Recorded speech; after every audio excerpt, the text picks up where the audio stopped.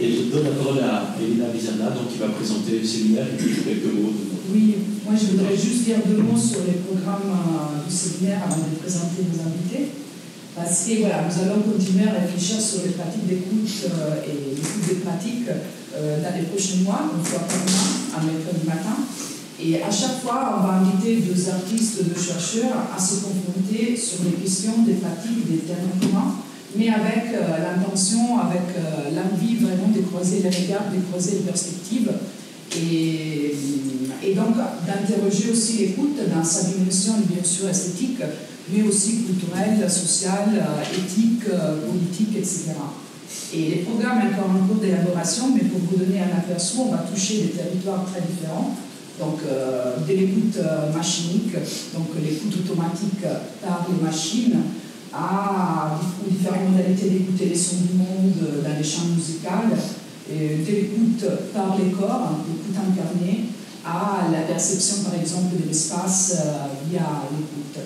Et bien évidemment, on va pouvoir entendre des artistes sonores, des compositeurs, des théoriciens, des esthéticiens, mais également on a l'intention d'inviter des ornithologues, des bioacousticiens ou des psychanalystes. Et donc on va essayer de mettre en place la question de l'interdisciplinarité à partir vraiment des différents champs des pratiques qui sont convoqués par l'écoute. Et je vous annonce juste la prochaine séance qui exceptionnellement aura lieu à la Fondation Vasarely à Aix-en-Provence les 20 décembre, donc mercredi 20 décembre. La raison de ce déplacement est que cette rencontre est centrée autour d'une installation sonore de l'artiste et chercheuse Marlène Puccini, qu'on pourra justement expérimenter à la Fondation Vasarely avant et après les débats. Et il s'agit d'un dispositif sonore qui est composé par 24 haut-parleurs et un dispositif qui est pensé pour un seul spectateur, pour une seule personne assise sur un fauteuil et qui veut reproduire dans la sphère acoustique les rumeurs des Mébius. Et donc un dispositif qui aborde la question de l'architecture acoustique, mais aussi de la perception du basculement et du déséquilibre dans l'espace sonore, mais également la question de l'écoute corporelle et de la peau en tant que membrane sensible, en tant que membrane de porosité pour l'écoute. Et on va en parler justement avec Marlène Puccini, Jean-Michel Vivet, qui est professeur de psychopathologie clinique à Nice, et Pierre Essou-Noël, qui est philosophe et mathématicien à Paris 8. Et voilà, aujourd'hui, on est ravis d'avoir avec nous et d'inaugurer le séminaire avec Rémi Hatchman et Daniel Désir. Et voilà, nous avons décidé d'inviter Rémi et Daniel parce que, pour cette première séance, parce que tous les deux sont engagés à la fois dans une pratique de l'écoute, mais aussi dans une réflexion sur l'écoute en relation à l'image. Et donc voilà, on est ravis de vous avoir ici et de vous entendre aujourd'hui. Daniel Désir est ingénieur du son, réalisateur sonore, professeur des universités. Son travail est centré sur les sons du cinéma, mais aussi dans les théâtres, dans la danse. Et notamment, il a collaboré avec des cinéastes comme Chantal Akerman, Philippe Guéret, Robert Boisneux, ou des metteurs en scène comme Alain Françon, Christian Coulin.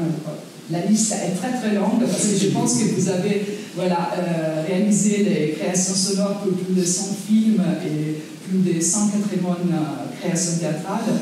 Donc, ce serait très long de faire la liste de vos collaborations. Mais il a également essayiste et il a publié beaucoup d'articles sur les sons de théâtre, sur l'écoute au théâtre, au cinéma, et notamment les livres de l'écriture sonore pour une écriture du son et entendre le cinéma. Il a aussi été responsable du département son à l'École nationale supérieure des arts et techniques du théâtre à Lyon et fondateur du département son à l'École nationale des beaux-arts à Paris. Et voilà, le titre de son intervention d'aujourd'hui est « Les écoutes des gestes ». Et il s'agit d'une réflexion sur l'écoute par rapport aux pratiques, mais aussi sur l'écoute en tant que relation, en tant que lieu de partage social et également en tant que lieu de la pensée, de la pensée. Donc voilà, on est très content d'aborder directement plusieurs questions qui seront au centre de notre séminaire avec Daniel. Et ensuite, on va entendre Rémi Hartmann, qui est maître des conférences à l'Université Aix-Marseille, où il dirige les laboratoires à Satis et aussi membre du laboratoire Prism.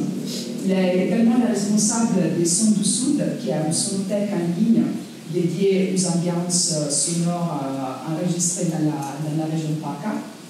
Et ses recherches portent justement sur les interactions entre l'image, les sons, la musique au cinéma, sur la question de la réception du spectateur et également sur la question des ambiances sonores au cinéma. Et c'est justement sur ce dernier axe de recherche que son intervention est centrée aujourd'hui. Les titres de son intervention et les intentions d'écoute portées sur les ambiances sonores, les cas du rapport image-son.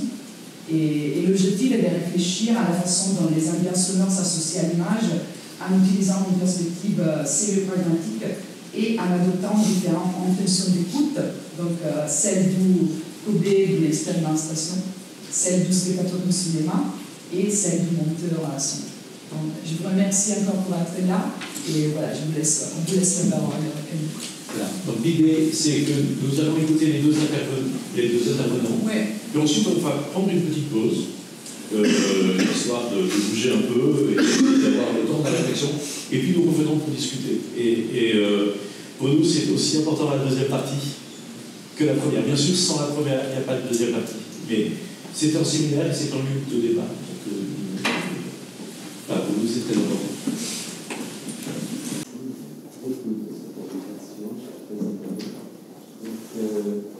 C'est exceptionnel de commencer à rassembler du monde sur cette question d'écoute. Je trouve que c'est absolument nécessaire et qu'il est dommageable que ça ne se soit pas fait plus tôt. Je crois que c'est quelque chose qui est... Oui, mais c'est bon. Je crois que ça concerne énormément de champs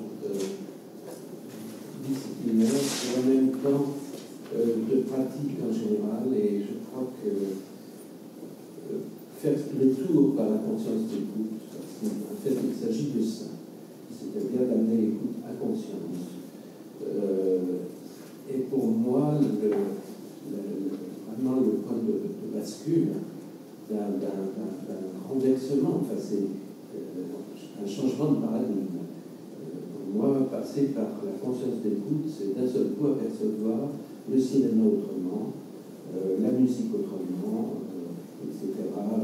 Toutes les questions sonores, théâtrales et autres, autrement. Pour donner un exemple, je travaille depuis une quinzaine d'années avec le CNRS, avec Marie-Madeleine Laforroux, sur la question de l'écoute du théâtre.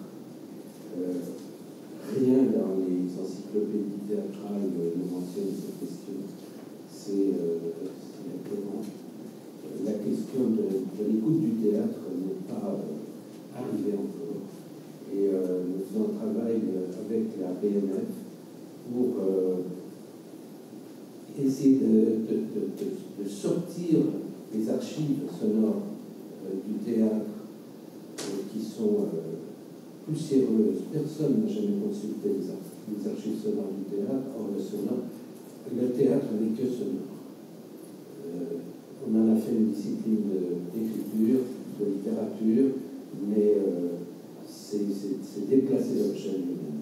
Donc, il s'agirait de réancrer les choses à leur véritable endroit, de faire apparaître les objets à l'endroit où ils travaillent vraiment. Et c'est ça la fonction fondamentale de réveiller la question. Je crois que écouter, c'est fabriquer un objet, écouter, c'est fabriquer un objet individuellement, et c'est ça qui est extrêmement puissant. On ne s'en occupe pas parce que c'est individuel. Et moi je dirais au contraire, c'est parce que c'est individuel qu'il faut s'en occuper vraiment. C'est-à-dire qu'il est temps de faire apparaître justement le sensible et de travailler sur le sensible. Donc j'ai écrit un petit texte pour tenter de m'introduire dans cette proposition sur pratique de la sécurité des pratiques, parce que, comme j'ai vu cet intitulé, pour moi, c'est un monde énorme, hein, c'est compliqué. Donc j'ai essayé dans ce texte de donner quelques directions de réflexion, sachant que j'espère que vous allez pouvoir travailler longuement sur cette question parce que c'est vertigineux. Alors la proposition, je la transformerai d'abord en pratique des écoutes, plutôt que pratique de l'écoute. Parce que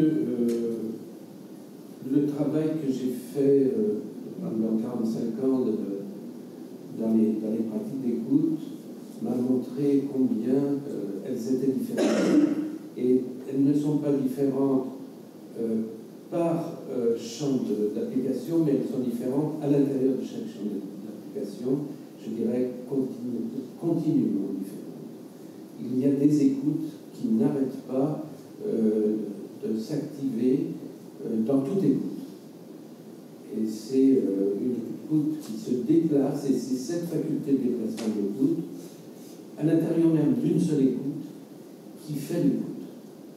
Écouter, c'est avoir justement possibilité de se déplacer, et c'est le problème, et on va le voir, que posent les modes de représentation, de diffusion sonore du cinéma, etc., musical, théâtral, qui est vraiment la démonstration que cette question n'est pas vue. C'est-à-dire on produit un objet dans lequel on ne peut plus circuler. Le 5.1, le 7.1, enfin tous les systèmes qui sont fixés, uniformisés, sont des systèmes qui imposent un mode de représentation et dans lequel on ne peut pas faire des circulations d'écoute complexes telles qu'on les fait dans l'écoute du monde. Donc la question, ça serait justement celle-là, de redémonter la question de la représentation, de redémonter les dispositifs de représentation pour essayer de comprendre comment on pourrait, doucement, parce que c'est là aussi très complexe, inventer spécifiquement à chaque projet le dispositif qui lui correspond, parce que ça fait partie de l'écriture sonore. Alors, je voudrais rappeler rapidement quelques caractéristiques du phénomène d'écoute. Je crois qu'il y a une toute petite parenthèse à faire au départ, qu'il faudrait se rappeler que l'enregistreur a été conçu pour fabriquer de l'écrit lisible et non de l'audible. Hein, je voudrais renvoyer à l'ouvrage de Jonathan Stern là-dessus, qui s'appelle Une histoire de la modernité sonore, qui est paru à la découverte musicale à propos du phonautographe à oreille de Bell et Blake, à la suite du travail de Léon Scott de Martinville. Donc le phonautographe à oreille, il date de 1874, et il est fait pour produire sur du papier un objet qui sera lisible par les sourds pour comprendre ce qui est dit. C'est-à-dire que l'enregistreur n'est pas fait pour produire un objet qui va être réécouté, mais pour produire un objet qui va être lu par des gens qui n'ont pas accès à l'audition. C'est un appareil médical. Et c'est très intéressant de voir ça, c'est-à-dire que c'est déjà la liquidation de l'écoute. Il y a là quelque chose à réinterroger. Voilà. Alors, l'écoute est un acte. C'est aussi une action simulée. Action simulée, là je voudrais renvoyer à Alain Berthoz et à son ouvrage Le sens du mouvement. C'est-à-dire que lorsque nous écoutons, tous nos neurones sont connectés pour répondre physiquement par des gestes à ce que nous recevons. la réponse gestuelle ne part pas, hein, si on entend, si on voit, parce que ça fonctionne autant sur la vue, quelqu'un qui se prend un coup de poing dans la figure, nous sommes prêts à donner le coup de poing en réponse. Évidemment, le coup de poing ne part pas, mais tous les neurones sont connectés pour le faire. C'est-à-dire que l'écoute est active, et profondément et essentiellement active en nous. L'écoute est également l'établissement d'une construction. Nous l'effectuons relativement à la réalité sonore d'un lieu.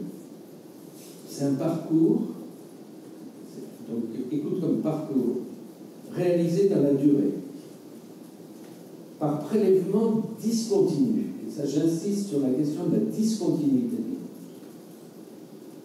d'événements, le plus souvent brefs, prélèvement d'événements brefs, entre surgissement et disparition. Tous les sons arrivent et disparaissent aussi. C'est aussi parfois un retour à notre mémoire. Je dis parfois parce que les fonctions d'écoute ne sont pas forcément des fonctions qui vont retourner vers l'hypophyse. Il y a directement des relations entre écoute et gestes qui ne passent pas par une conscience d'écoute. Donc c'est un retour à notre mémoire en vue de reconnaître ce que l'on a déjà vécu, c'est-à-dire l'écoute suppose une reconnaissance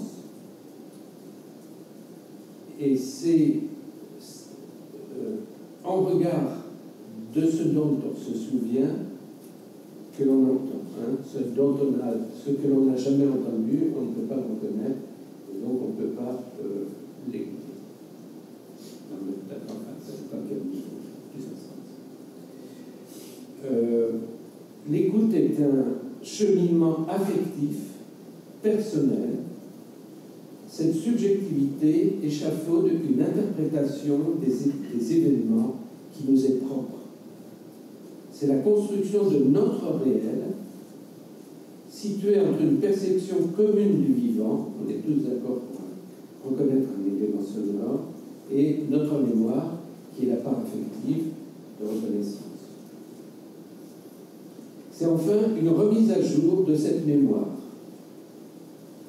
qui n'est pas une mémoire d'écoute, mais une mémoire globale. Remise à jour parce que notre mémoire, c'est quelque chose qui n'arrête pas de se réactiver, de se remettre au relatif du nouveau qui arrive, donc d'oublier et de se régénérer. Alors, écouter les pratiques suppose une pratique préalable de l'écoute. Si l'on entend que celle-ci soit une écoute, des pratiques d'écoute. Ce pourrait être une écoute des pratiques de prise de son, ou autre. Écouter les pratiques suppose un approfondissement suffisamment avancé de chacune d'elles, permettant d'apercevoir ce qui les différencie. Chaque champ du sonore possède ses propres pratiques. Je n'ai pratiqué surtout 3, le disque, le cinéma et le théâtre. C'est en effet au hasard de ces pratiques et dans leur entrecroisement que naquit, au bout de nombreuses années, un peu plus de compréhension de l'écoute. C'est pourquoi je parle de la nécessité d'approfondissement. Il faut du temps pour pouvoir aborder cette chose si complexe qu'est l'écoute. Les questions surgissent surtout dans l'usage. Il faudrait dire dans l'épuisement des pratiques du son, auquel on parvient après des années. Cet épuisement révèle ce que l'on ne peut d'ordinaire constater, tant l'objet de l'écoute nous détourne, je veux dire son contenu, le contenu de l'écoute, nous détourne de la conscience de l'écoute que nous effectuons pour le moment. Il faudrait distinguer ce qui est écouté dans l'écoute. Beaucoup de choses. On peut peut-être se contenter d'un simple exemple pour essayer d'avancer. Prenons un élément de l'écoute qui rend compte d'un élément majeur de différenciation des pratiques. Les différents types de représentation de la prise de son. Prenons la donnée commune de la question de la distance. sous laquelle la source est enregistrée. Cette distance tenue entre l'objet et le micro, qui est un facteur premier de la prise de son, est une variable déterminante de la nature finale de l'objet écouté, plutôt de l'objet de l'écoute. Cette distance met en jeu son inscription ou non dans son environnement, dans le contexte architectural, voire social qui l'entoure. Par exemple, prenons l'exemple de la musique. Si on considère le facteur distance selon les différentes catégories musicales, on remarque 3 modes de représentation différents, dominants, qui sont la proximité des prises de son de la musique de variété, collée à l'instrument, les prises de son en semi-proximité du jazz et des musiques traditionnelles. On considère plus une partie de l'objet, mais l'objet s'inscrivant avec l'autre, avec un autre instrument. On travaille beaucoup là-dessus en prise de son de jazz, par exemple, on se sert de ce qu'on appelle la repisse, qui est qu'on récupère dans un micro l'instrument d'à côté et que ça nous donne une qualité supplémentaire pour définir le son de l'instrument d'à côté.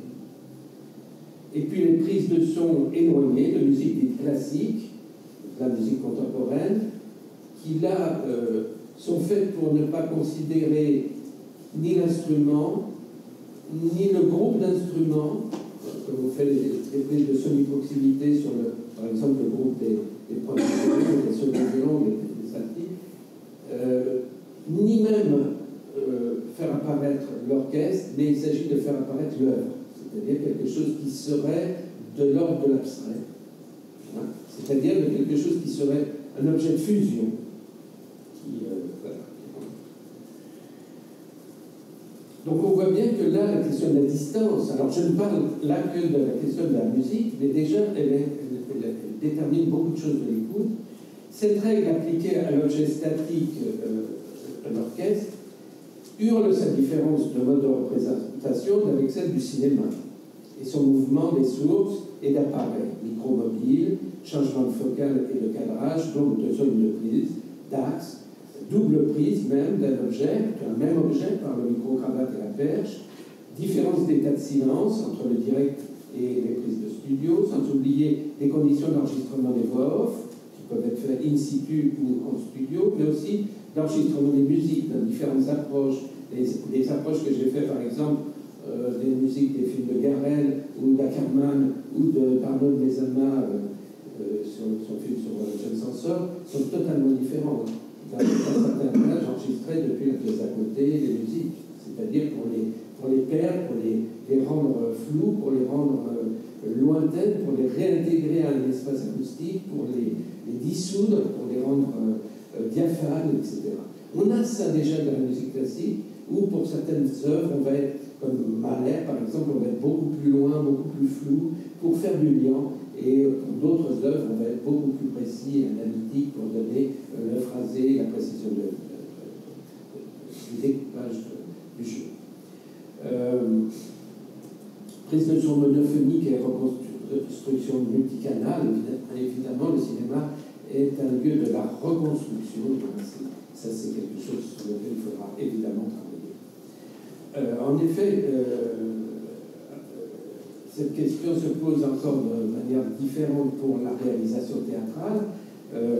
Là encore, grande variété des matérialités sonores, introduit une variété infinie d'approches de la représentation de ces matières et des traitements qui leur sont appliqués, multipoints. Moi, je travaille beaucoup en multidiffusion, c'est-à-dire non pas des choses globalisantes comme le multicanal, mais au contraire avec une multiplicité de sources installées dans l'espace, surtout de jeu, essentiellement dans l'espace de jeu, mais aussi dans les lointains, etc., et qui étaient toutes des points de diffusion de sources réelles, enfin censées représenter des sources réelles et non pas des champs de production sonore. Alors, si représenter, c'est tenir un écart avec la réalité, puisqu'il s'agit bien de ça, hein, écouter n'est pas perçu comme tenir un écart avec la réalité du monde, mais simplement recevoir ce que l'outil peut déterminer selon ce qu'il est et ce pourquoi il est supposé avoir été construit puis transformé technologiquement par l'homme. C'est là où on en est actuellement dans l'écoute médiatisée. On croit trop à ce qui apparaît dans la prise de son. Il faut faire un grand détour pour mettre l'écoute au relatif de l'image sonore qui est produite. La question de l'écart entre réalité et représentée est au cœur de la question de la représentation. Donner à percevoir, c'est bâtir une relation avec un objet permettant de le rendre visible, pour nous, de le rendre audible. Toute l'histoire de la peinture est là pour nous rappeler comment graduellement des éléments du monde ont trouvé place sur la toile pour faire sens dans sa représentation. Le paysage, c'est le nom du format de la toile qui définit non seulement un mode d'inscription, un cadrage, mais aussi un choix de ce qui était déposé dans une reconstruction et qui fera sens, voire qui fera mythologie. Voilà. Donc là, il faudrait revenir sur la question de cette question de la représentation picturale, renvoyée à Horace, à Homère,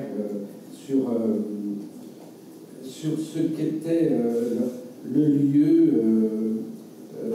locus amoenius, le lieu aimable, agréable, idyllique, voilà, qui est un lieu constitué d'arbres, de grottes, d'herbes vertes, de sources, de fleurs, où les nymphes et les bergers règnent dans leur plus grand bonheur, et un lieu construit comme un écart.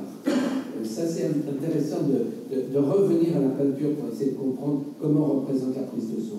On voit que la peinture a construit quelque chose, élément par élément, qui fait sens, et c'est cette reconstruction qu'on appelle le paysage. Le paysage, c'est pas le paysage sonore qu'on prend avec des micros.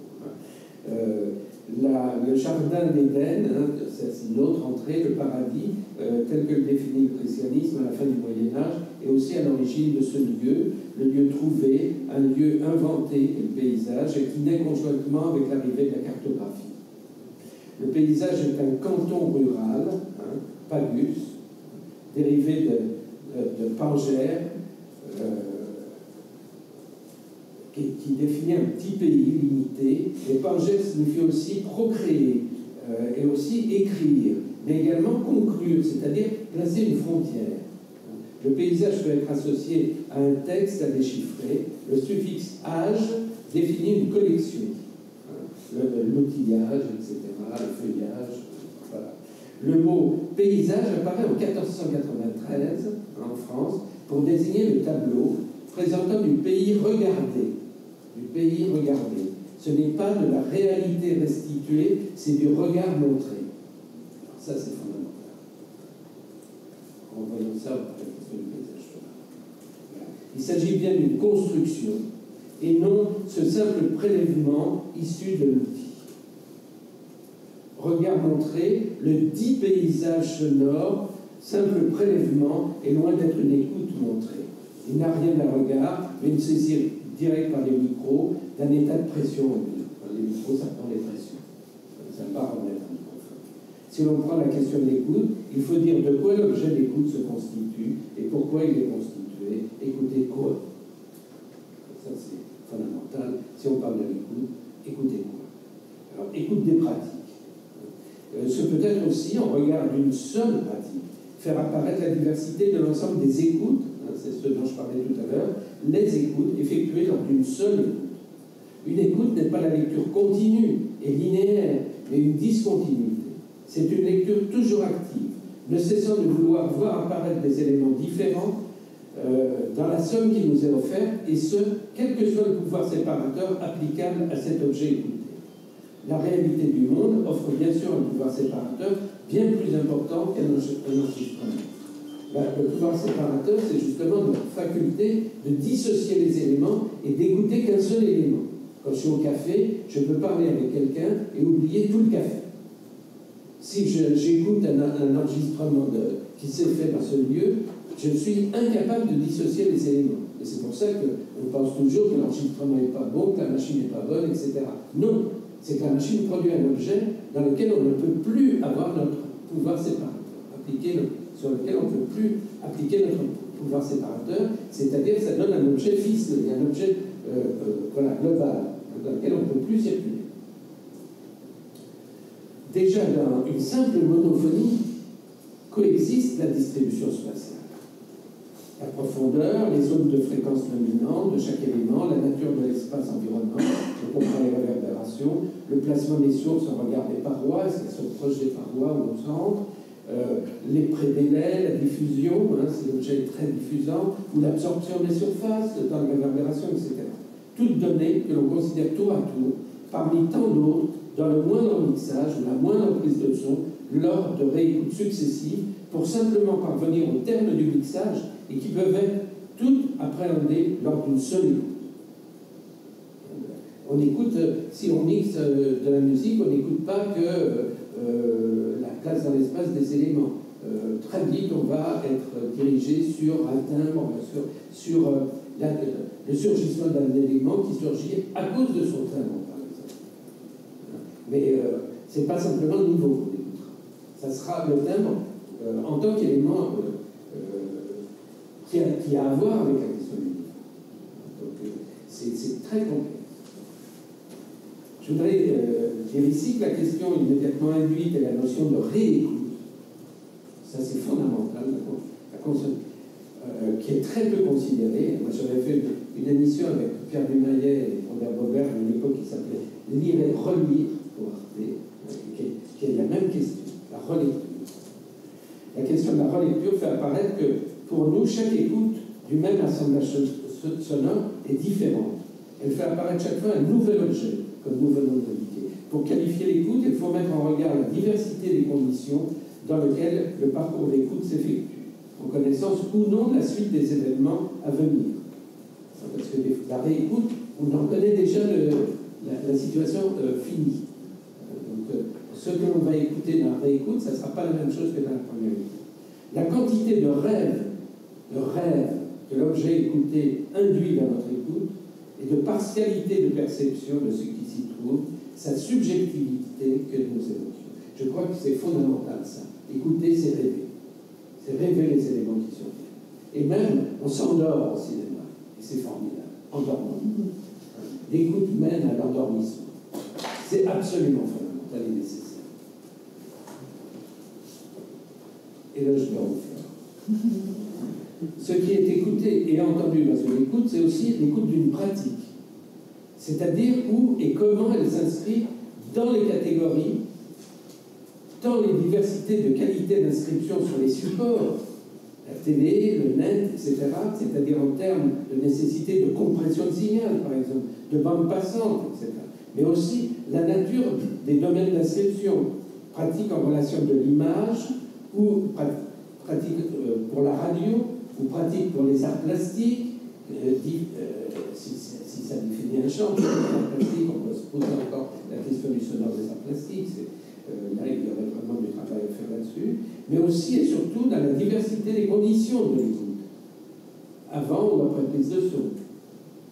La question de la diffusion sonore, voilà, ça c'est une question fondamentale, elle répond aussi à des modalités choisies a priori, de mode de représentation par la multidiffusion centrée, comme on a le multicanal, on est au centre, pour le prince, et puis le monde s'organise autour de nous. La diffusion multimonophonique éclatée, ça c'est ce dont je parlais, qui est le multipoint théâtral. La monophonie, la stéréophonie qui désigne une zone centrale de l'espace d'écoute, ou les écoutes ambulatoires, ou non, avec casque isolé ou casque ouvert, ce qui est très différent. Je travaillais beaucoup en muséographie avec des casques ouverts où je faisais des diffusions extérieures et des diffusions dans le casque et où je travaillais sur justement ce seuil, cette possibilité d'entendre ce qui se passe à l'extérieur du casque et en même temps d'être dans le casque. Et ça, c'est des choses très intéressantes. Et ceci avec ou sans image réelle ou virtuelle, puisque la question de l'image virtuelle déplace encore l'écoute d'une autre façon.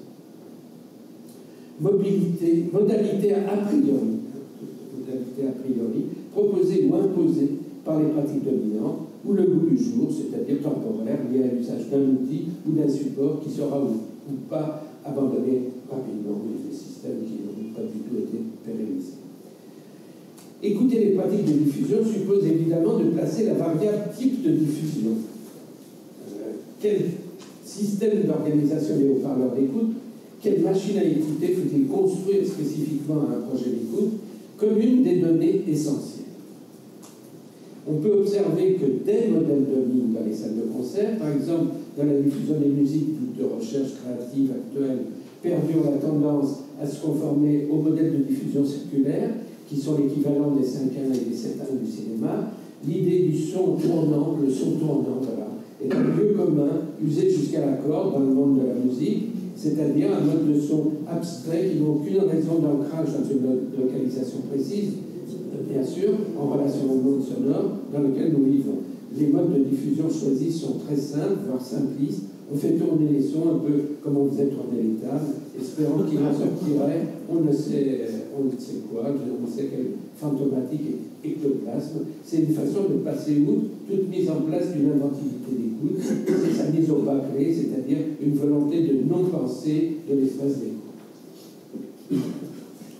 L'idée d'espace d'écoute est ramenée à l'usage d'un modèle préfabriqué, non à une pensée, mais à la soumission à un emploi d'outils que la puissance commerciale de l'États-unien Ray Dolby a su imposer à la planète entière.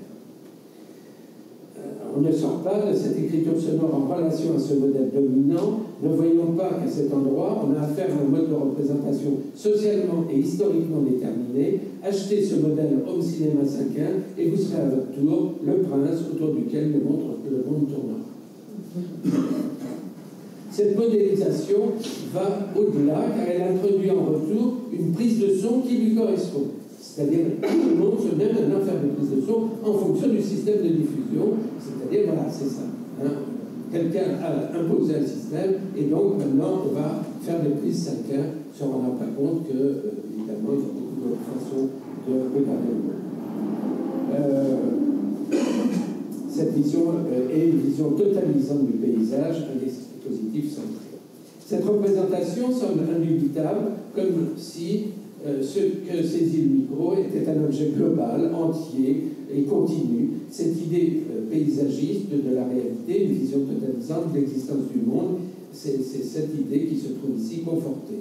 Toute idée de rupture, de coupure, de retournement d'axe de vision ou d'écoute que le cinéma a su nous faire apprécier et considérer comme l'expérience du montage, et ceci en monophonie, toute l'expérience de la partie pour le tout que le photographique a su si bien expérimenter est mise à sac, tous ces dispositifs de confrontation par rupture, par expérience de la différence qui est à la base, parmi d'autres choses, de toute considération démocratique, est liquidée au profit d'une vision divine et unique d'un point de vue, celui d'un Dieu unique, dont on chausserait les lunettes. Ce sont celles que Dolby vous propose de louer, puisqu'on ne loue que la licence d'emploi, on ne peut l'acheter.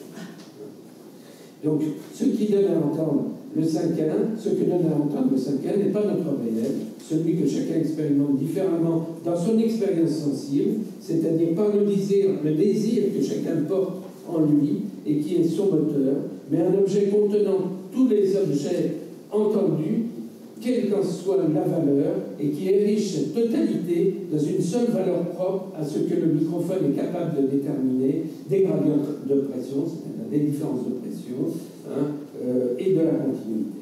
La présentation saturée, dont le seul ordre de choix, c'est-à-dire de valeur d'écoute, est celui des pressions acoustiques. Est-ce que notre écoute est régie en relation stricte aux pressions acoustiques? Non, bien sûr que non. C'est pourtant ce que prétendent tant de pratiques aveugles et croyantes qu'elles se nomment field recording ou autres multicanal. Je reviens donc sur ma question. Pratique de l'écoute de quoi? Faut-il demander en conséquence? L'outil et la procédure d'écoute dépendent à la fois de l'objet et de l'approche sous laquelle on a choisi momentanément de considérer celui-ci. Le microscope n'est pas le télescope, et celui-ci n'est pas seulement optique, il peut être aussi radiotélescope ou autre. Le soi-disant paysage sonore n'est pas la réalité du monde. C'est une représentation parmi d'autres. L'écoute directe est une écoute subjective, circulante, celle d'un sujet désirant, placé dans une écoute partielle, considérant un à un chaque élément, appelant l'écoute d'événements suivants et sautant de l'un à l'autre. C'est ainsi que s'élabore une représentation sur l'écran du désir d'écoute. Les éléments sont à choisir et à organiser en termes de relation entre les constituants dans une relation mobile et non celle frontale, fixe et hypnotique de l'image. Dans les vitesses et dans les flux, la sensation des poids par le son, des textures, dans des surgissements et disparitions toujours considérés sous plusieurs points d'écoute, articulés par des seuils qui sont autant de passages au silence de ce qui vient d'avoir lieu. J'insiste sur cette question, 3 passages au silence. L'ordonnancement des éléments que l'on choisit pour les valeurs qui nous questionnent et nous attirent est un parcours personnel qui définit un échange avec l'existant, qui ne sera pas le même pour un autre auditeur. L'écoute collective se situe justement à la croisée des préhensions. Représenter, c'est créer un écart qui rend lisible, nous disions. Ce que l'enregistrement représente en direct, c'est un matériau transcrit selon les lois des pressions acoustiques, ce n'est nullement la construction d'une représentation. Même si l'on peut considérer que la prise de son produise en quelque sorte un écart avec la réalité, celle-ci ne permet pas de désignation, celle que l'on effectuerait, que l'on pourrait effectuer a posteriori. L'espace est saturé et ne permet plus d'y effectuer un ordonnancement désirant du coup. C'est ce que je vous expliquais tout à l'heure. Le paquet est ficelé et rien, outre l'intensité des pressions ou la fréquence, n'aide à voyager, effectuant un choix d'éléments en regard d'un autre. L'écoute des pratiques doit aussi inscrire une histoire des pratiques d'écoute. Ça, je pense vraiment, cette personne parlait d'historicité pour le programme de recherche. Elle ne peut être construite hors de la considération de l'évolution technologique, mais aussi de leur lien avec les représentations du monde sonore et du monde du son sonore et en dehors de lui. Parce que leur représentation d'image est à considérer en fonction de la représentation du cinéma notamment, mais pas seulement. Les arts plastiques aussi, nous sommes l'instant. Il s'agit également de catégoriser les éléments autour desquels nous devons penser l'écoute des pratiques. Je dois dire que pour écrire mon premier livre, je ne savais comment faire, quelle catégorie désigner, comment articuler celle-ci, cette infinité d'éléments qui se bousculaient en moi et qui semblaient tous d'égale valeur. En effet, il l'était bien. Aucun ouvrage écrit préalablement me permettait d'établir un schéma de placement, une procédure d'agencement. Je savais en tout cas que cela ne se trouvait pas dans les ouvrages de Chion qui travaillait, lui, sur le cadavre du son, sur observer un film terminé, mais pas sur l'objet incertain en devenir dans les pratiques de création, qui est complètement autre chose. C'est-à-dire, dès l'instant où on doit fabriquer un objet, alors on doit se poser la question de comment faire. Et ce n'est pas du tout la même analyse que d'analyser un objet fini.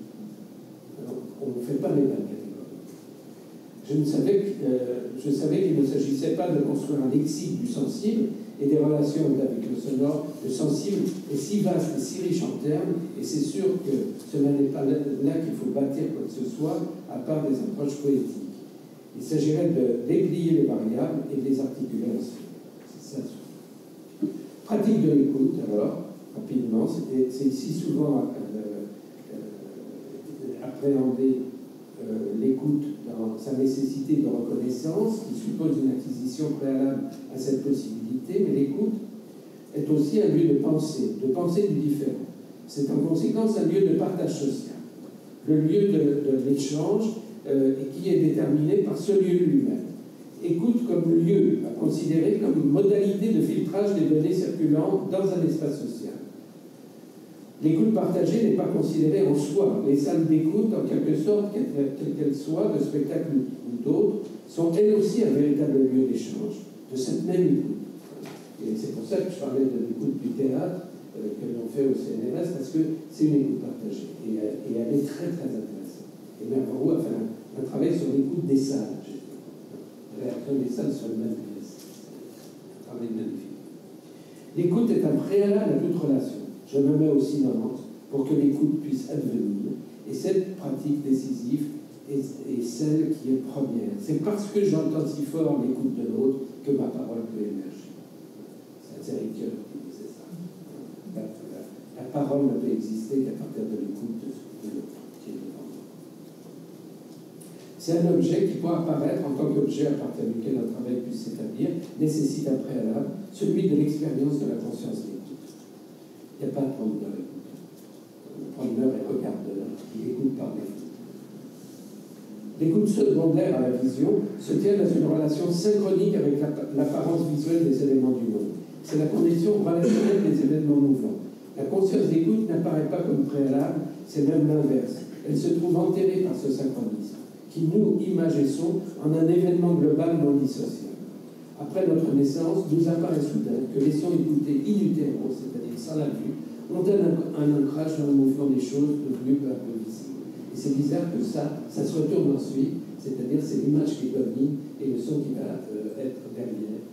Alors qu'au préalable, on est dans une écoute première et à la naissance, on découvre un visuel succédant à l'existence d'une conscience sonore. L'écoute secondaire à la vision se tient dans une relation synchronique avec l'apparence visuelle des événements du monde. C'est la condition relationnelle des événements mouvants.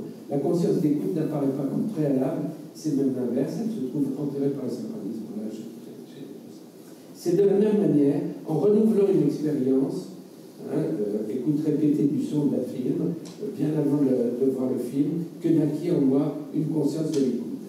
J'ai écouté sur des cassettes les bandes son des films de Tati, et un jour, j'ai revu le film, et du coup, le film est apparu complètement différent. Et c'est ça qui fait apparaître la conscience d'écoute. C'est parce qu'on a écouté, comme on écoute un tube, que l'on va pouvoir devancer devant un film les événements sonores qui vont arriver, et là, le film apparaît d'une toute autre façon, c'est-à-dire on fait sauter les verrous du synchronisme et on devient auditeur du film. Je vous invite vraiment à faire cette expérience. Écoutez les bandes son séparément du film, puis retournez au film. Cette expérience est le lieu d'un saisissement, d'une sidération qui nous fait consécutivement basculer dans un changement de paradigme.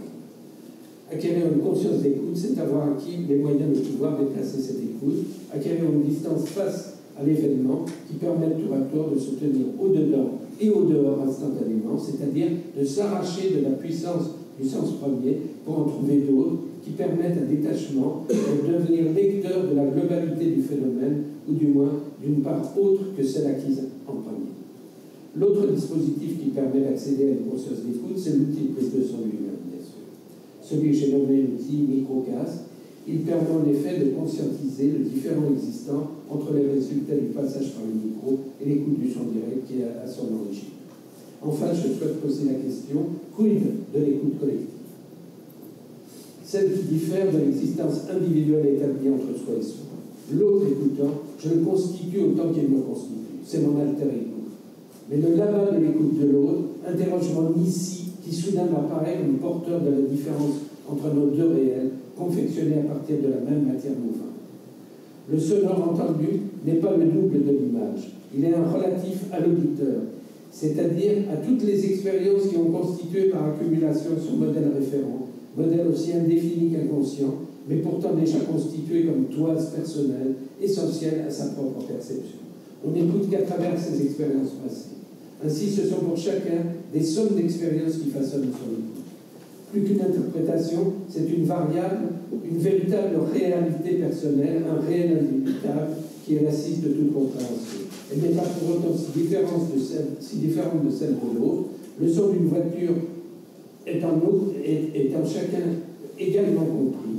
Pourtant, elle contient tant de nuances liées à tant d'expériences affectives personnelles qu'elle diffère singulièrement quant aux résultats produits dans leur pouvoir d'affecter. Il s'agit donc d'une écoute d'objets sonnants inscrits dans l'organisation d'un réseau de sens, construit avec les autres sons qui l'entourent, mais aussi une écoute qui circule entre ceux-ci pour en dénicher non ce qui apparaît clairement, mais ce qui y est caché. Écoute en tant qu'écoute du caché, de ce que ce qui m'entoure représente comme clé de lecture d'un avenir, parce que ce que l'on écoute dans l'écoute, c'est ce qui va advenir. Cet avenir est la réponse tant désirée dans cette attitude de protension à l'éveil que nous tenons toujours, car notre nécessité première est d'acquérir le plus de données possibles qui nous permettent de moins dépenser de nous-mêmes et de nous économiser dans nos actions à venir. Enfin, ce qui est écouté n'est jamais les grosses choses, c'est tout au contraire les presque rien, des toutes petites différences d'avec ce que nous savons. Ce qui se joue à cet endroit de l'écoute, c'est sur la table de jeu des désirs, les parties les plus fines, les seules capables de nous intéresser, c'est-à-dire de répondre réellement à nos désirs.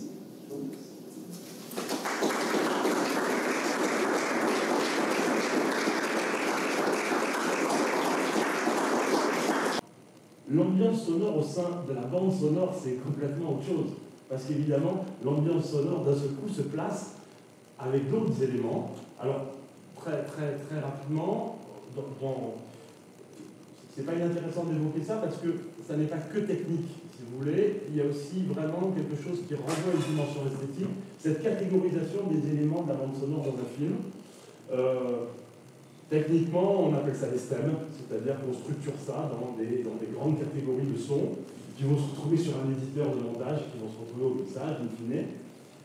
Et donc, dans ces grandes catégories de stems, on a donc les ambiances, qui sont un élément en soi. On a les voix, bien sûr, on a les voix au cinéma.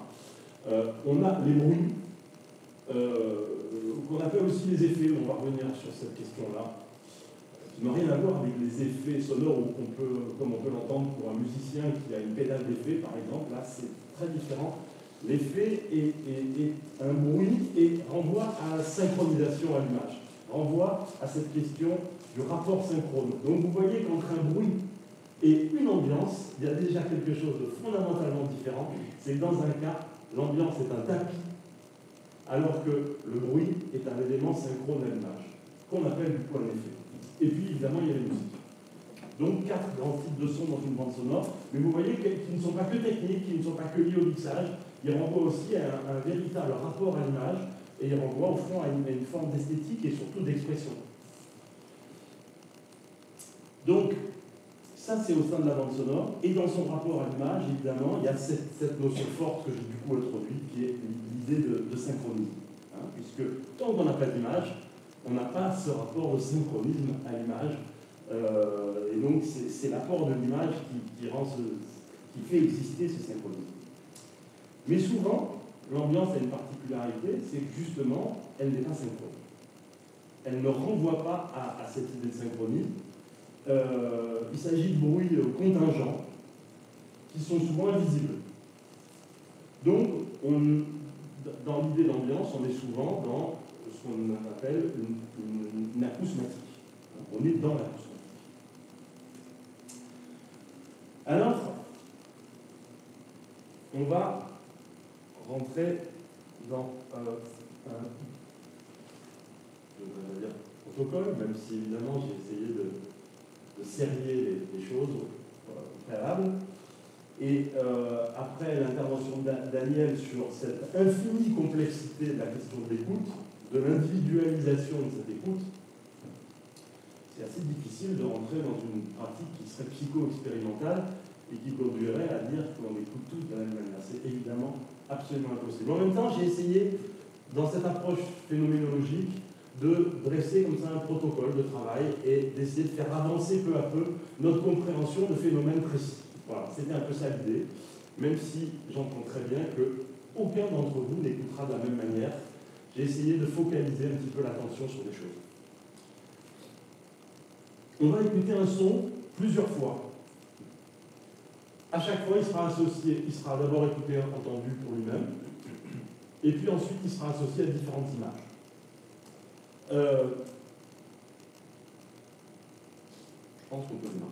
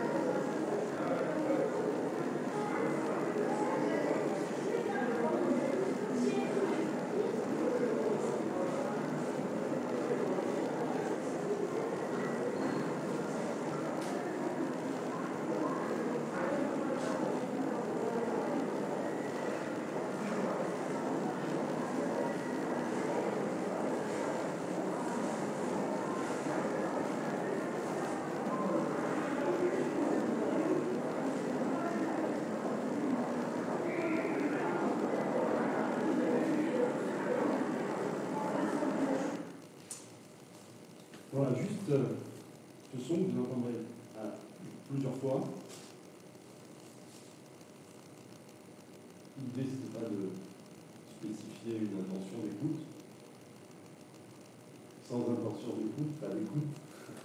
Mais quand même, forcément, vous avez eu votre écoute pour ce dispositif-là. Bon, d'abord, si on était vraiment en généraliste et pragmatique, on pourrait dire, on est quand même dans une situation. On est dans une situation, cette situation, c'est celle qu'on vit là. Vous êtes venus pour nous écouter, merci infiniment. Pour écouter Daniel, peut-être par rapport à vos démarches de recherche personnelle, par rapport à votre intérêt pour le son. Quoi qu'il en soit, vous aviez une intention d'écoute en étant ici. En tout cas, à minima, une forme d'attention qui ne va pas régler votre écoute, c'est une certitude, mais va orienter potentiellement votre écoute. On est dans un dispositif déjà ici, il y a des haut-parleurs, on est dans une salle, on a un certain niveau d'écoute, puis on a un certain son. Tout ça définit un cadre qui va conduire à ce que vous soyez plus ou moins réceptif, a priori plutôt réceptif, avec votre oreille qui circule comme ça sur ce son, en essayant de cerner les éléments. Donc, il y a cette idée, quoi qu'il en soit, difficile pour moi de parler à votre place, mais en même temps j'essaye de le faire dans une espèce d'infiniment petit de cette écoute minimale. Il y a cette idée qu'on est dans une écoute d'éléments particuliers et qu'on essaye peu à peu de reconstituer une entité sonore, ne serait-ce que de se dire de quoi s'agit-il, où je peux me situer. Et donc c'est vrai que là, dans cette espèce de non-intention dans laquelle je vous ai placé, je ne vous ai pas donné de consignes particulières, on est peut-être assez spontanément, dans un premier temps en tout cas, dans une recherche d'identification d'un lieu, peut-être donc d'essayer à partir de ces différentes entités sonores, de ces différents éléments saillants, de peu à peu dresser l'idée d'une urbanité, par exemple, dresser l'idée de personnes qui circulent dans une rue, etc. etc. Donc, en prélevant comme ça des éléments, on arrive peu à peu à essayer de constituer un tout signifiant. On va peu à peu aller de plus en plus vers une intentionnalité manifestée par des contextes. Donc mon intention était justement de laisser cette écoute totalement libre. Donc on peut entendre des éléments, on peut entendre des voix, on peut entendre des bruits de pas, on peut entendre des klaxons. Peut-être les avez-vous entendus, peut-être pas. C'est ça la particularité d'une écoute aussi. C'est que peut-être qu'au moment où il y avait des klaxons, vous étiez en train de penser au son qui existait précédemment. Et que donc, à ce moment-là, vous avez été complètement privé de ces écoutes des klaxons. Peut-être que, je reprends vraiment le mot de Daniel que j'aime beaucoup, peut-être que si ce surgissement était plus fort, il vous aurait sorti à ce moment-là de votre écoute, qui était celle du son précédent, pour vous amener vers justement ce klaxon de manière plus spontanée. Donc vous voyez à quel point tout ça est finalement extrêmement mouvant et peut être effectivement divers en fonction de chacun d'entre nous. Ce qui se passe aussi, c'est que ce son, et moi je m'intéresse quand même à cette notion d'affordance, je pense effectivement qu'un son peut être entendu par tous de manière totalement différente, mais un son a en même temps un certain nombre d'éléments, contient un certain nombre d'éléments, des invariants d'une certaine manière, qui peut-être, justement d'un point de vue sémio-pragmatique, c'est-à-dire de ce rapport entre la situation, le son, l'intention de l'auditeur, etc., conduisent à une certaine forme d'interprétation ou, on va dire, engage une certaine forme d'interprétation et d'écoute. Ça veut dire que si ce son était fondamentalement rythmique, celui qu'on vient d'entendre, il aurait peut-être généré une écoute rythmique. Il aurait induit une écoute rythmique. Il existe bien quand même un rapport avec un certain nombre d'invariants. Je ne dis pas que tout le monde l'aurait perçu comme rythmique, mais encore une fois, et pour reprendre forcément ce que disait tout à l'heure Daniel, voilà, cette espèce d'expérience et de conscience de l'écoute fait que celle d'un musicien va l'amener peut-être à avoir envie d'entendre davantage si ce son est rythmique ou pas.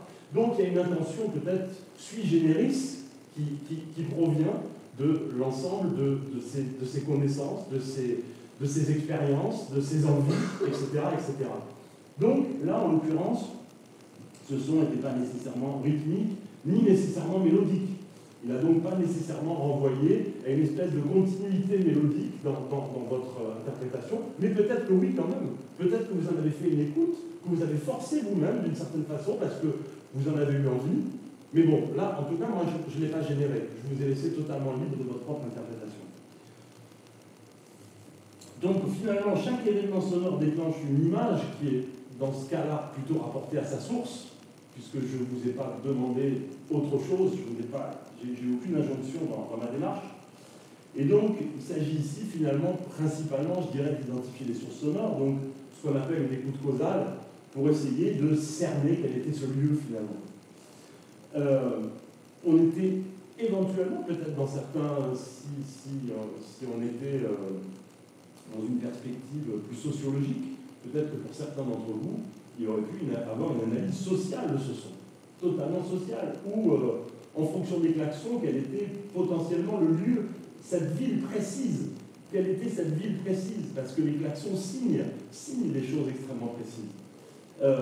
Et cette urbanité, elle existe socialement, elle est qualifiée ici déjà, elle est extrêmement qualifiée. Elle est extrêmement différente si évidemment on va enregistrer ce son dans différentes villes du monde, par exemple.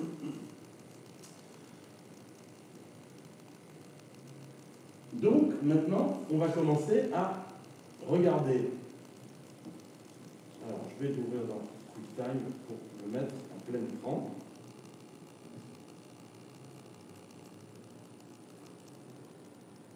Voilà.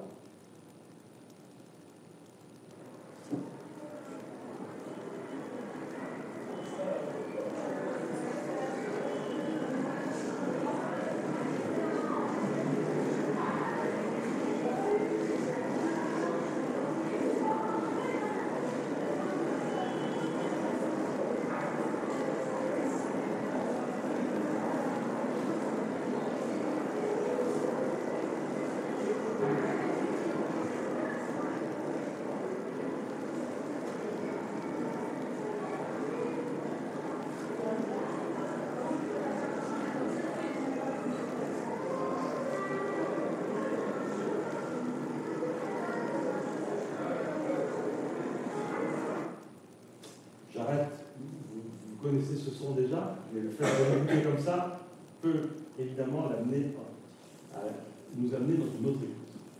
Alors, je dirais qu'en préambule, je voudrais d'abord aborder la question du rapport son-image qui présuppose, Daniel l'a évoqué aussi, une certaine supériorité du sentiment de réalité apporté par l'image. Sentiment de réalité, c'est un peu vite dit. Parce que le sentiment de réalité apporté par le son, il est extrêmement fort aussi. Mais, je vais citer Claude Béblé, l'image visuelle prévaut car elle a le pouvoir ordinaire de se confondre durablement avec l'objet, ce qui lui assure un avantage décisif sur les autres imageries. Les imageries auditives, par exemple. Reléguées le plus souvent à l'actualisation passagère ou provisoire de telle ou telle propriété.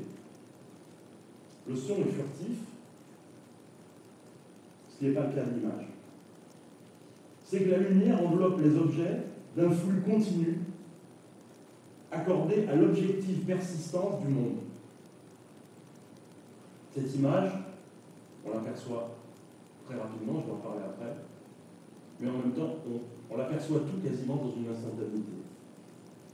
Elle est baignée d'une lumière et elle est persistante. Alors que le son est complètement furtif, mouvant, il surgit et il disparaît. Il s'ensuit l'audible en tant qu'imagerie rapprochée à décroissance rapide, des choix au rang d'indice, tandis que le visible, en tant qu'imagerie à grande distance constamment disponible, se surpasse en réel hautement défini. Fin de citation. De plus, une image complexe se perçoit quasiment instantanément. Dans notre perception, on peut regarder une image d'extrême complexité, plusieurs valeurs de plan visuel, travail sur la profondeur de champ, des flous, etc. Et l'apercevoir en moins d'une seconde, pouvoir en faire une description très rapide. Encore une fois, un instantané de son, ça n'existe pas. Donc cette prédominance de l'image et du son, à la fois dans l'impression de réalité et dans la rapidité de la perception, n'est finalement rien anodine. Et elle est à l'origine d'une certaine forme de hiérarchisation dans notre perception.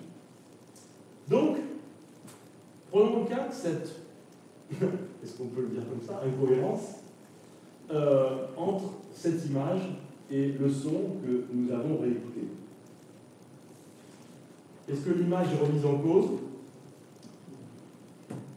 En tout cas, on regarde l'image et on se pose la question de savoir si ce son peut lui correspondre.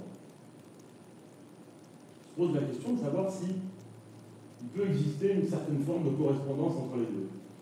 Là encore, je ne vous ai pas donné de consigne, et on n'est pas dans une perspective narrative. On pourrait imaginer que ce soit une séquence d'un film. Ça offrirait d'autres possibilités. Mais là, on est dans une pure correspondance, et objectivement, on est presque dans une... Vous êtes presque des cobayes face à cette situation-là. Donc, on n'est pas encore dans une écoute très formalisée, en tout cas avec une intention très manifeste. Vous avez encore toute liberté là-dedans, mais peut-être quand même que vous avez essayé de chercher à trouver une certaine forme de correspondance, si elle pouvait exister ou pas. On s'en tient là parce que finalement, dans la mesure où au bout de quelques instants cette correspondance n'existe pas, ça devient un petit peu difficile d'aller au-delà. La seule chose qu'on peut dire quand même, et là j'en reviens encore à Daniel, c'est que le fait qu'il y ait une non-correspondance fait qu'on a une capacité assez spontanée à avoir une écoute de ce son et à avoir une capacité à se centrer sur les éléments sonores. En l'occurrence, a fortiori dans la mesure où cette image est une image fixe. Et donc, finalement, cette espèce de non-correspondance entre les deux conduit à avoir une certaine liberté à écouter cette bande sonore d'une certaine façon, indépendamment de l'image. On va rajouter un tout petit peu de cohérence.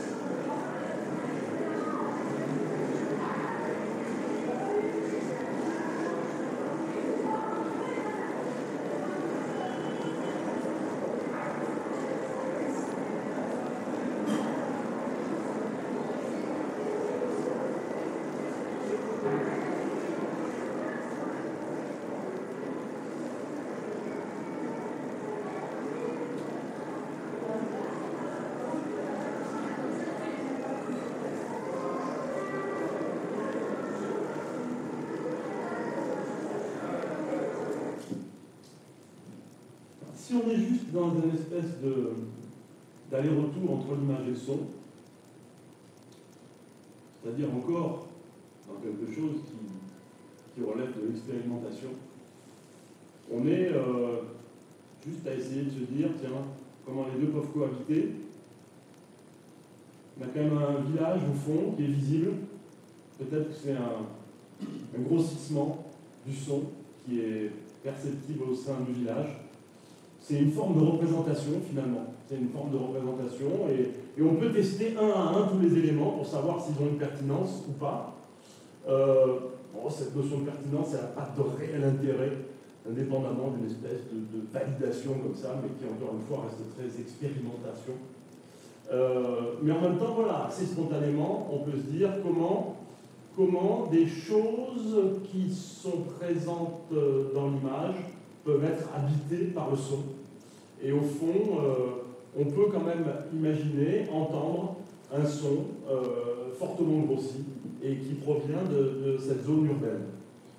Mais, là en l'occurrence, c'est infiniment plus intéressant si on était dans un film avec une narration et que notre intention soit guidée par le récit. Alors que là, on est dans quelque chose qui reste encore une fois, du domaine de l'expérimentation. On va tenter une troisième séquence.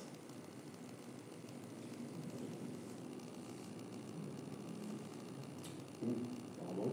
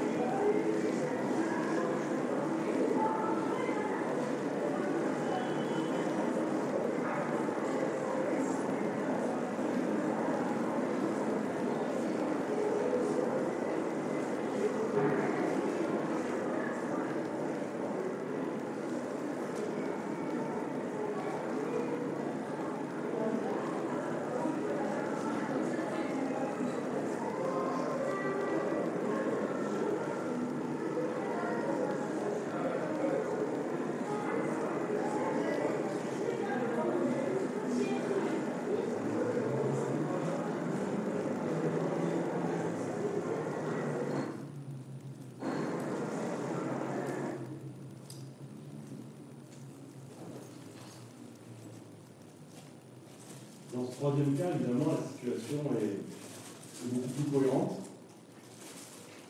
Mais beaucoup de choses peuvent être testées là-dedans.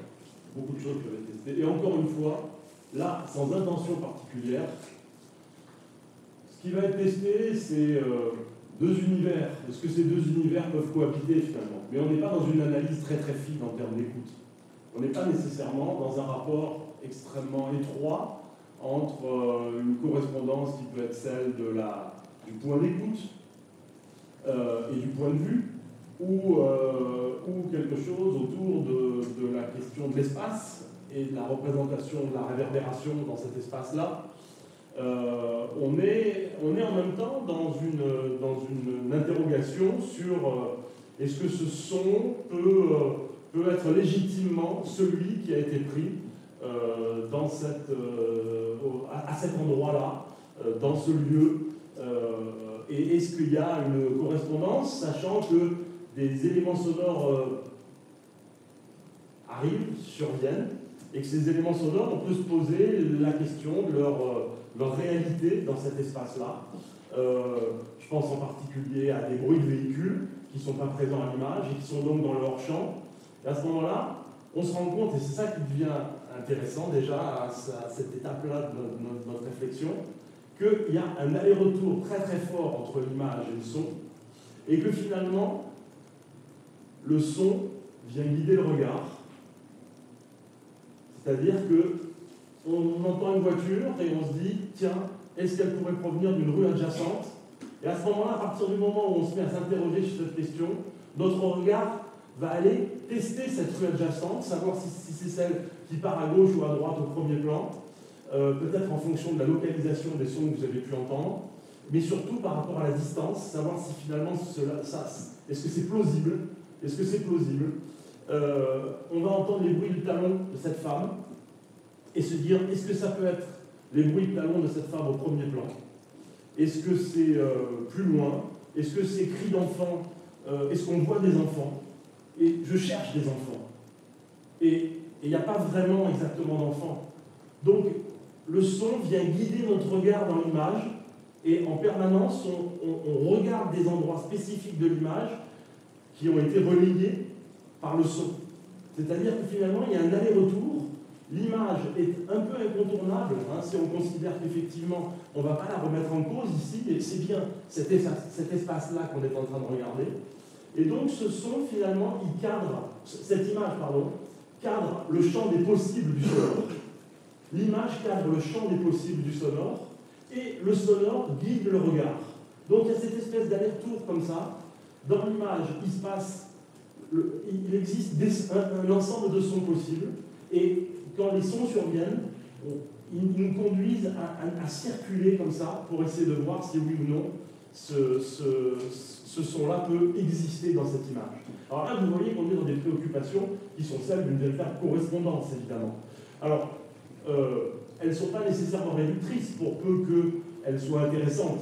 C'est-à-dire que si effectivement vous avez une zone sombre dans l'image et que vous entendez un son dont vous avez peur qu'il surgisse, qu'il y ait quelque chose qui surgisse, alors votre regard va aller dans cette zone sombre en se disant est-ce qu'il va se passer quelque chose? Mais vous voyez que là on est déjà en train de parler de narration. On est déjà en train de parler d'une histoire qui est en train de se construire sous vos yeux, et d'un point de vue purement sémiopragmatique, la question de la construction d'une histoire est absolument fondamentale pour manifester des intentions, parce que la mise en scène, c'est ça. La mise en scène, c'est savoir construire des intentions chez le spectateur, et des intentions d'écoute, bien entendu. Ça veut dire que c'est comment guider ou ne pas guider, mais en tout cas essayer de progresser dans la manière de distiller des signes d'une intention. C'est finalement ça la mise en scène. La mise en scène, c'est guider les intentions du spectateur. Et encore une fois, quand je dis guider, c'est pas nécessairement quelque chose de complètement maîtrisé, ni nécessairement quelque chose. Alors si, bien souvent dans les films hollywoodiens, davantage évidemment, parce qu'on sait que des choses sont impossibles au début, que l'on ne comprend pas, et peu à peu les choses vont s'éclaircir et se comprendre, etc. Mais on peut être évidemment dans d'autres contextes narratifs, de structures qui guident l'intention d'écoute de manière différente et avec potentiellement plus de liberté. Donc, voilà notre situation, notre troisième situation. Alors, Claude Béblé, toujours lui, évoque cette idée de quelque chose de très réducteur quand l'image et le son correspondent et finalement n'inscrivent pas un espace d'interprétation supplémentaire. Il dit que 1 plus 1 égale 1. Voilà. Et quand 1 plus 1 égale 2, on est toujours dans la signification du son, le premier 1, puis le deuxième 1, c'est la signification de l'image. Et quand on arrive à 2, on a une sorte de juxtaposition qui fait que finalement, cette correspondance est assez logique, hein, mais elle n'est pas aussi redondante que dans 1 plus 1 égale 1. Et dans le 1 plus 1 égale 3, il y a un espace de création qui s'ouvre, c'est-à-dire qu'il existe un interstice entre l'image et le son, forcément favorisé d'ailleurs par une non-correspondance, mais pas toujours. Il peut y avoir correspondance et création d'une interprétation nouvelle qui se situe dans l'interstice et qui est finalement ce qui rend probablement aussi un film intéressant. Et là, on ne peut pas généraliser évidemment à l'ensemble des films, mais en tout cas d'une manière générale, que ce soit pour un enfant de 5 ans, une gamine de 15 ans, ou un cinéphile, etc., il y a, quoi qu'il en soit, quelque chose qui est fondamental, qui est cette idée de la place laissée au spectateur. Et donc, dans ce 1 plus 1 égale 3, il y a cette idée que finalement, on va co-construire l'interprétation du film. Donc, il existe un espace. Voilà, il existe un espace. Je voudrais juste faire une petite synthèse en disant, dans sa relation à l'image, le son n'est plus perçu dans son intégrité originelle, comme lorsqu'il était considéré de manière isolée. Il se révèle à travers un partage des rôles, des liens, de correspondance, de contiguïté qu'il entretient avec ce que l'image fait voir et représente. Les intentions d'écoute se forment, se font et se défont en fonction des émergences qui surviennent. Notre regard est guidé par ce que nous entendons, mais notre écoute aussi se focalise, se resserre, s'éloigne, ausculte en fonction de ce que nous voyons. Il existe tour à tour un lien fluctuant entre l'audible et le visible, dans lequel l'image et le son entretiennent un rôle parfois d'équité, parfois de subordonné, parfois de totale soumission. Je cite Daniel, il y a une relation d'interdépendance qui les relie, c'est un son qui nourrit une image et une image qui précise le son. L'œil va nous permettre d'aller chercher des choses que l'oreille ne pourra pas percevoir seule. Je voudrais finir en me plaçant dans un contexte plus assumé, d'intention particulière. Alors, vous avez remarqué que quand même si je vous ai laissé totalement libre, il était assez difficile pour moi de ne pas vous parler de narration. Et si on considère que la première correspondance des deux images avec un champ de blé et cette urbanité sonore ne correspondait pas du tout, on peut autant, là, de la manière dont je vous l'ai montré, on était vraiment dans de la psycho-expérimentale de base, autant l'intérêt, évidemment, c'était de tourner autour de ça pour essayer de comprendre comment les intentions d'écoute peuvent nous faire percevoir ce son différemment. Et d'un point de vue purement narratif, on pourrait très bien imaginer qu'il y ait une subjective, qu'il y ait un personnage qui regarde cette scène, et qu'évidemment, il ait en lui le souvenir de ce son-là, alors que finalement, il est en train de regarder un champ de blé. Donc, si vous voulez, l'intérêt de la narration, c'est justement de nous permettre de nous sortir d'une situation qui serait celle extrêmement réduite d'un pur dispositif d'expérimentation. Alors, je vais m'intéresser à vous parler du monteur son. Le monteur son, dans cette situation-là, il peut, lui, écouter des choses encore totalement différentes de toutes les écoutes que finalement on a pu avoir. Alors le monteur son, il va arriver à un moment où le film a été écrit, où il a été tourné, où il a été monté, ce qui n'est pas sans poser des difficultés dans la mesure où ce montage son est décorrélé du montage, qui n'est pas le montage image, mais qui est le montage, puisque le monteur monte toujours évidemment des sons, et en particulier les sons directs, les sons du tournage, et puis généralement maintenant les sons les plus importants du récit.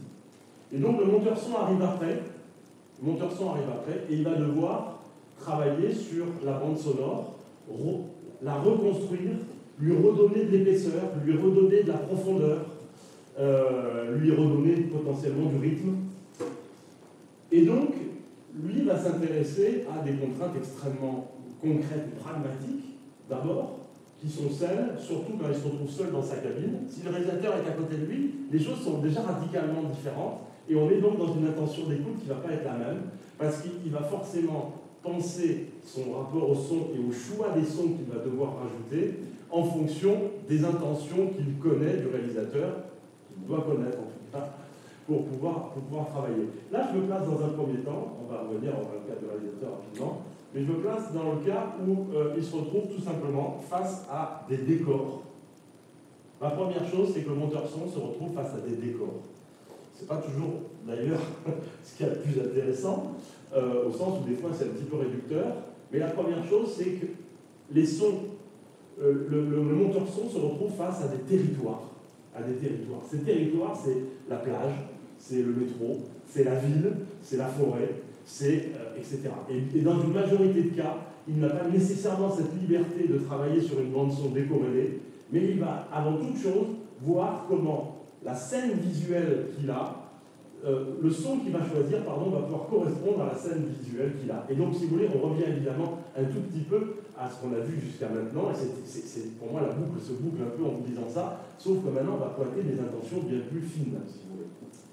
Et donc, ces intentions bien plus fines, par exemple, c'est qu'il va choisir un son qu'il va vouloir rajouter sur une scène extérieure rue, qui a été enregistrée en son direct, mais pour lequel il manque un peu de profondeur, pour lequel il manque quelques éléments, et il est dans une perspective où il veut apporter du réalisme, entre guillemets, qui n'est pas du tout le réel, qui est une certaine forme de reconstruction du réel, mais par l'intermédiaire d'une représentation. Et donc, il va regarder, écouter plutôt les sons directs pour savoir si le son qu'il va rajouter va correspondre avec les sons directs existants. Ça, c'est quelque chose de très important pour lui. C'est-à-dire que les sons directs, quel était le point de prise de son de ces sons directs? À quelle distance ils ont été enregistrés? Qu'est-ce qui existait dans ces sons directs? Quelle était la densité d'événements qui existaient dans ces sons directs? Est-ce qu'il y a beaucoup de mouvements? Est-ce qu'il y en a peu? Est-ce qu'il y a une dynamique très forte? Est-ce qu'au contraire, on est dans quelque chose de plutôt calme? Et donc, quand il va choisir le son, il va se focaliser sur tous ces éléments-là pour savoir si le son qu'il va choisir est cohérent avec le son direct qui préexiste déjà. Ça, c'est un point important. Ensuite, dans le protocole de travail actuel, qui n'est pas nécessairement ce qui est d'ailleurs le mieux, on a maintenant la possibilité, et donc c'est une systématique dans la chaîne de fabrication, la possibilité de retoucher pratiquement tous les éléments indépendamment les uns des autres, sans avoir pris de décision à la prise de son. C'est un peu ça que ça veut dire malheureusement. Donc c'est une perte quelque part d'autonomie du preneur de son.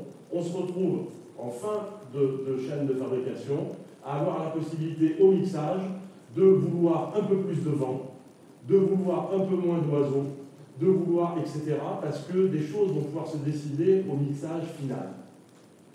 Et donc la bande-son est bien moins signée qu'elle ne l'était il y a 30 ou 40 ans, par exemple, quand l'essentiel de la bande-son du film d'un Jean-Pierre Reux ou d'un Don Bonfanti était enregistré tout simplement en direct, et par la suite, quelques éléments additionnels étaient rajoutés, mais l'essentiel était déjà là, jusqu'à un film comme Personnage le Gallois, où Jean-Pierre Reux a enregistré en temps réel sur le plateau l'ensemble des musiques séparées à part, plus les sons directs du plateau, film de Romer, tout en l'enregistrant absolument en temps réel, et la totalité de la bande-son mixée du film a été faite sur le plateau de tournage.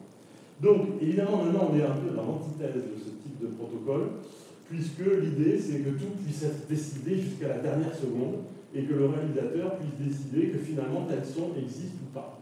Donc, vous voyez là qu'une des préoccupations dans l'intention d'écoute du moteur son, ça va être de savoir si les sons qu'il va utiliser vont pouvoir ou pas se discrétiser, c'est-à-dire se séparer facilement les uns des autres, pour pouvoir par la suite être travaillés indépendamment les uns des autres. Donc vous voyez qu'à ce moment-là, l'intention d'écoute va être complètement différente, et le monteur, ce qu'il va bien souvent vouloir éviter, c'est justement un son d'ambiance qui soit une mêlée de sons. Mais il va vouloir au contraire avoir des couches de sons. Des couches de sons indépendamment les unes des autres, c'est-à-dire que l'ambiance qu'on peut écouter nous ici, avec quand même une rumeur de la ville qui est ici, avec peut-être en ouvrant la vitre du vent, des feuilles qui frémissent, et ici le son du ventilateur, etc. Tout ça devra être, dans la mesure du possible, enregistré indépendamment, avec des sons séparés, pour pouvoir reconstituer une totalité signifiante par la suite. Donc vous voyez à quel point là le monteur son va être dans une écoute qui va être une espèce d'écoute analytique pour savoir comment il peut desserrer les tons sur tous ces sons. Et puis évidemment, il y a le point final qui est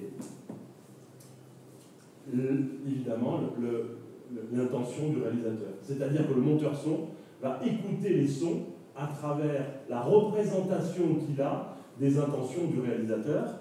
Et ça, c'est forcément fondamental dans la mesure où d'un seul coup, le même son va être écouté pour justement ses capacités à être dans une continuité rythmique, va être dans sa capacité à représenter parfaitement un espace, dans sa capacité à apporter une forme de dramatisation, parce qu'une même ambiance va pouvoir être enregistrée avec un travail sur la proximité, par exemple, qui va, alors qu'on est dans le même son, on est a priori dans le même son, dans la même scène sonore, pas du tout dans le même son justement, mais alors qu'on est dans la même scène sonore, on va très bien pouvoir apporter une dramatisation à une scène, simplement par un rapprochement, par exemple, soit en travelling, soit avec différents sons, montés les uns à côté des autres, derrière les autres, à la suite des autres.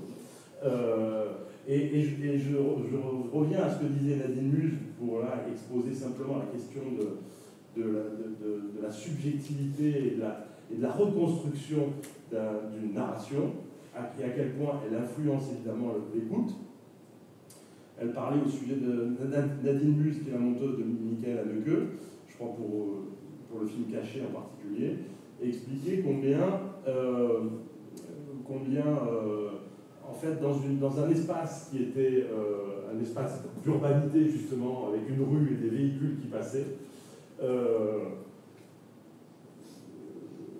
il semblait s'imposer que l'ensemble des véhicules qui passent doivent s'entendre.